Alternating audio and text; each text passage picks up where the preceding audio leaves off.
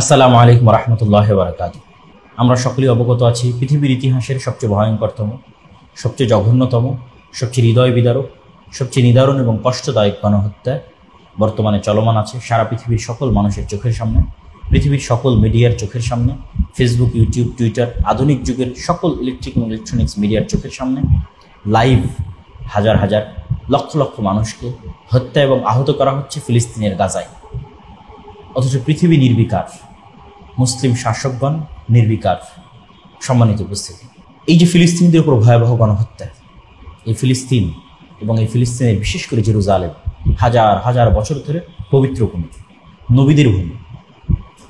সেই ইব্রাহিম আলাইহিস সালাম থেকে শুরু করে ইসহাক, ইয়াকুব, ইউসুফ, পরবর্তীতে মুসা আলাইহিস সালাম, তার পরবর্তীতে দাউদ, সুলাইমান, তার পরবর্তীতে ঈসা, মারিয়াম, ইয়াহইয়া আলাইহিমুস সালাতু ওয়াস সালাম আজমাইন। শত শত নবীদের পদচারণায় এই পবিত্র ভূমি মুখরিত ছিল। আর সেটি আমাদের কিবলাও ছিল, আল মসজিদ আল আকসা।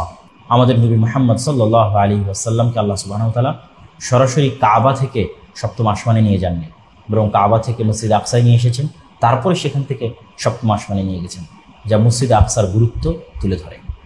সেই মসজিদ আকসার ইতিহাস, সেই ফিলিস্তিনের অতীত ইতিহাস আমাদের হৃদয়ের মণিকোঠায় যেন গেঁথে যায়।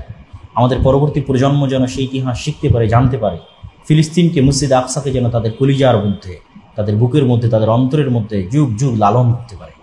এই মসজিদে আকসার জন্য যেন আমাদের পরবর্তী প্রজন্ম জীবন দিতে পারে। এই মসজিদে আকসা এবং ফিলিস্তিনকে মুক্ত করার জন্য আমাদের পরবর্তী প্রজন্ম যেন শহীদের তামান্না নিয়ে বড় হয়। সেই ইতিহাস তাদেরকে শেখানোর জন্যই আমাদের এই সংক্ষিপ্ত প্রয়াস, যা আমি দীর্ঘ 3 পর্বের একটি বক্তব্যে তুলে ধরেছিলাম, যা আল ইতিসাম টিভিতে প্রকাশিত। সেই বক্তব্যের আলোকেই ফিলিস্তিন সংক্রান্ত এই লেখনীটি মাসিক আল ইতিসামে প্রকাশিত হয়েছিল। সেটি থেকেই বই আকারে আপনাদের সামনে তুলে ধরা হয়েছে। তবে আরেকটি সুসংবাদ হচ্ছে আপনাদের জন্য, এই বইয়ে আপনি শুধু ফিলিস্তিনের বিষয়ে জানতে পারবেন না, বরং ফিলিস্তিনের পাশাপাশি চলমান মুসলিম বিশ্বের সকল টপিক এই বইয়ে পাবেন। পাকিস্তানের ঘটনা পাবেন, তালেবান আফগানিস্তানদের বিষয়ে আলোচনা পাবেন, রাশিয়া ইউক্রেনের যুদ্ধ সংক্রান্ত লেখনী পাবেন, পাশাপাশি আমাদের বাংলাদেশ সংক্রান্ত পাবেন। আমি যখন অনেক ছোট, 2009 সাল, আমার বয়স যখন মাত্র 16 বছর, তখন পিলখানা ট্র্যাজেডির মাত্র 2-3 দিনের মধ্যে আমি একটি লেখনী রেডি করেছিলাম। সেই লেখনীটি আপনি এখানে পাবেন।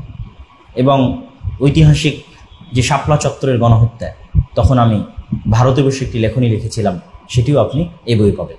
তথা এই বইয়ের সাথে যেমন আমার কৈশোর জড়িত আছে, আমার স্মৃতি জড়িত আছে, ঠিক তেমনই আশা করি তরুণ এবং যুবকদের জন্য অবশ্যই চলমান বিশ্বে, বিশেষ করে মুসলিম বিশ্বে যা কিছু ঘটছে তার বিষয়ে তাদের অন্তর্দৃষ্টি উন্মোচন করা, তাদের দূরদৃষ্টি ভঙ্গি তুলে ধরতে অবশ্যই সহায়ক এবং সহযোগী হবে। প্রত্যেকে আপনারা এই বইটি বাইতুল মোকাররমের ইসলামী বইমেলায় পাবেন, যতদিন বইমেলা চলমান আছে। আর বইমেলার বাইরেও আপনারা আমাদের তুবা পাবলিকেশন এবং মাকতাবাতুস সালাফের নাম্বারগুলোতে যোগাযোগ করার ভিত্তিতে বইটি নিতে পারবেন। আসসালামু আলাইকুম ওয়া রাহমাতুল্লাহি ওয়া বারাকাতুহু।